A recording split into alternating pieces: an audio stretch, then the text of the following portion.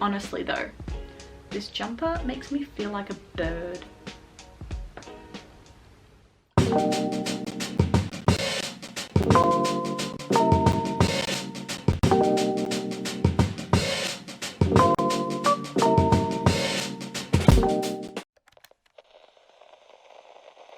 Hi, it's Megan and welcome back to my channel.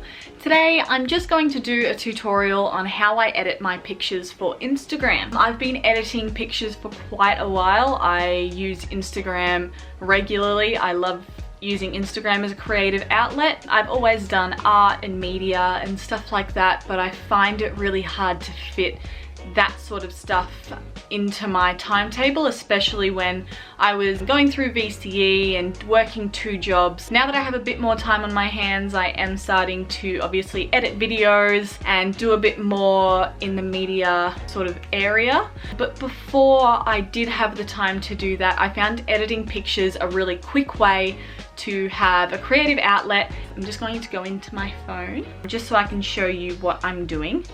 So when I come into my phone, I have an album that I use for photo and video.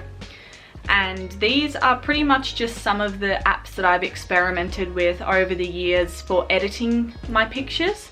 So the first one I started with was actually Whitagram or Whitagram. People say it differently. I used this app a lot when I first started editing pictures, just because I found it a really good way to adjust things to suit my images. It was really easy to use and I liked the borders and stuff that they had. After using that, I moved on to VSCO, better known as VSCO, and I used this app a lot in editing pictures because it had a lot of presets built into it, which I really enjoy using.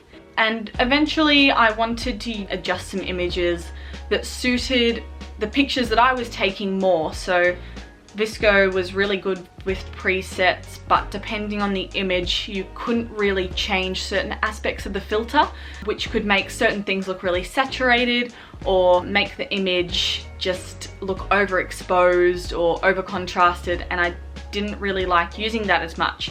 It wasn't until I was scrolling through Instagram one day I noticed a girl that I was following was posting a lot of pictures from her travels, and I actually messaged her asking what editing app she uses because her photos just looked gorgeous. Like the colors really popped and you could tell that the filter was made for the picture, like it just made it look incredible. And she ended up telling me that she used Lightroom presets.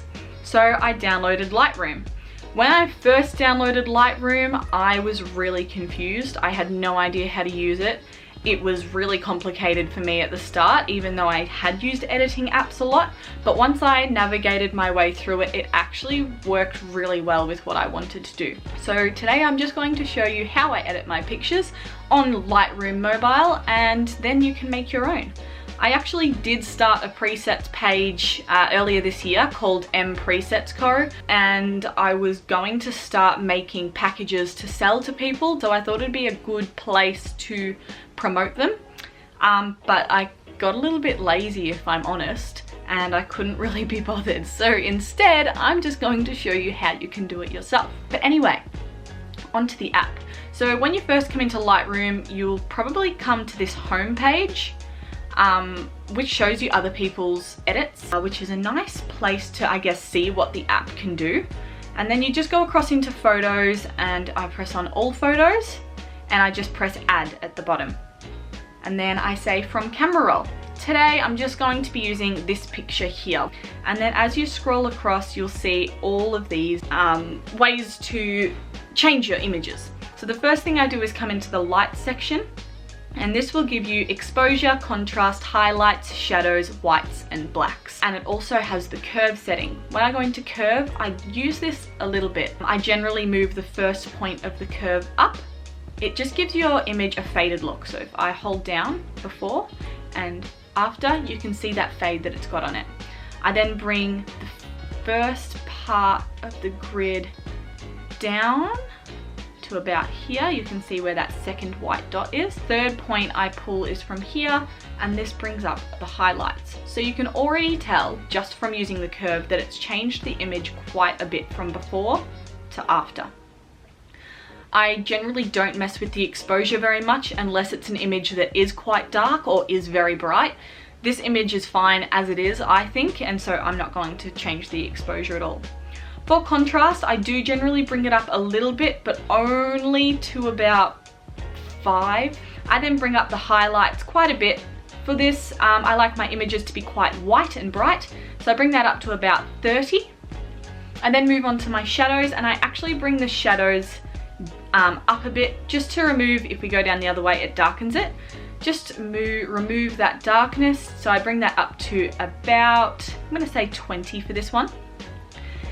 When it comes to the whites and blacks, I actually tend to bring the whites all the way down and the blacks all the way up. So just from the light section, I've changed my image quite a bit. We press before and after. Moving on to color, I generally don't mess with the temperature either unless it is very cool or very warm. And the tint, vibrance and saturation I can change individually depending on color. So what I do next is I press on mix at the top right, and this gives me a color selection. Starting with red, the hue changes the tone of the red. So if you look at my singlet, when I move the hue, it changes the color of my singlet. If we go up to the right, it goes orange. If we go down to the left, it goes red. I probably won't change my saturation much for the red. I might bring it up a little bit and bring up the luminance a bit. For the orange is really important when it comes to presets, especially for me, because orange is your skin tone generally. And so depending on how you adjust that, it could make you look really saturated, or it can actually make your skin look really smooth and really tanned and really natural. A lot of the time, I'm not actually tan, I just use Lightroom. So I'm going to bring that saturation up just a little bit, but saturation can bring out that really orange tone. So instead, I actually like to bring down the luminance. And this brings a bit of a darker tone. So if we zoom in, you can see that my back is looking a lot tanner already. Moving on to the yellows.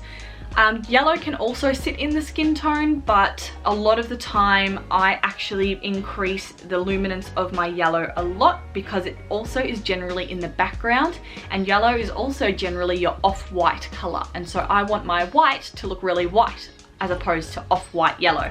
So I bring down the saturation and bring up the luminance. Moving on to green, I love having pops of green in my images and pops of blue. Blue and green are really massive in a lot of my pictures because a lot of the stuff I do take is outside.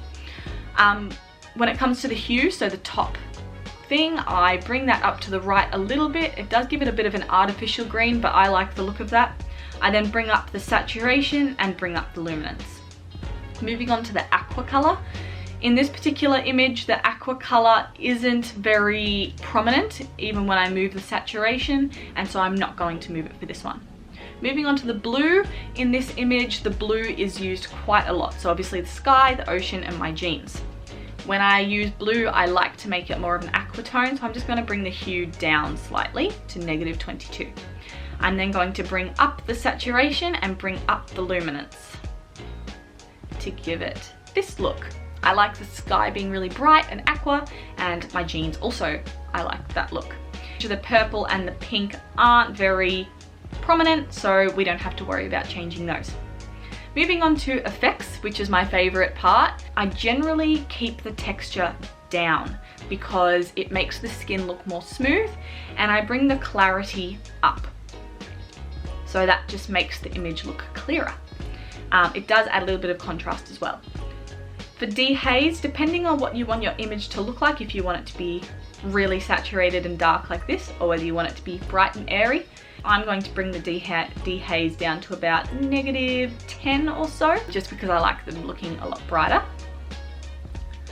And then moving all the way down to grain, I generally put about a 10 of grain on my pictures because I just like that grainy look of a picture, really. Going on to detail, sharpening. When I sharpen my images, when I first started sharpening them, I used to put the sharpness all the way up, but then I realized that it looked good in the app, but when I uploaded it to Instagram, it looked really, I don't know, like pixely, I guess. So now I tend to just put my sharpening up to about 20. It makes it look high definition, but doesn't overly change the picture. And so now that I've done all that, if we do a before and after click, this is before and this is after. As you're editing, you pretty much don't notice the changes, but at the end when you press the before and after, it's really really obvious how you've changed and manipulated the picture. That's the type of thing that I would post on my Instagram. So when you get to a filter that you like, you just press at the top right the little 3 dots and you can press create preset. When you press this, it lets you name the preset. So for this I might call it beach vibes, just to be cliche, and I might choose to put that in a particular preset group. When you first open this app, it will just automatically put it in user presets, which is fine as long as you name them properly. Then you just press the tick and now you can use that preset on any other image. If you need to find that preset, if you just come along to the bottom here, you'll see at the right there's the presets, and you'll have all of these. I've created all these folders, but you'll have the user presets folder at the bottom, and you will find your preset in this pack. So for the one that we just named, it was called Beach Vibes, so it's the second one down. Obviously your presets can really range. I'll just show you some of the ones that I have here. If I just go into this and remove all the presets. So the preset that I've been using a lot recently is called Campfire. Obviously with this it doesn't work as well, but I can just come into here and change any of the colors that aren't worked. So for example, the blues need to be less aqua, the yellows need to be up, and the greens need to be up as well. The orange can probably do with a little less luminance. And then I have an image that I'd be happy to put up, and it looks coherent with the rest of my feed because all of the other images that I've been posting lately have the same preset on them. Obviously they need to be adjusted depending on what colors and what brightness are on the image that you have, but for the general rule, using the one preset on your feed makes it look really uniform, makes all the colors combine really well. And if I go into my Instagram feed, you will get a section that looks like this or like this, where this particular area has a lot of oranges, a lot of greens, and I really like the look of that. That's pretty much how I edit all of my pictures for my Instagram feed. Lightroom is definitely my go-to editing app at the moment, so if you haven't got it, make sure you download it. And if you enjoyed watching today's little tutorial on how to use that program, give this video a thumbs up. And yeah, I hope you really enjoyed, and good luck with your photo editing. I can't wait to see some of the results. Thank you.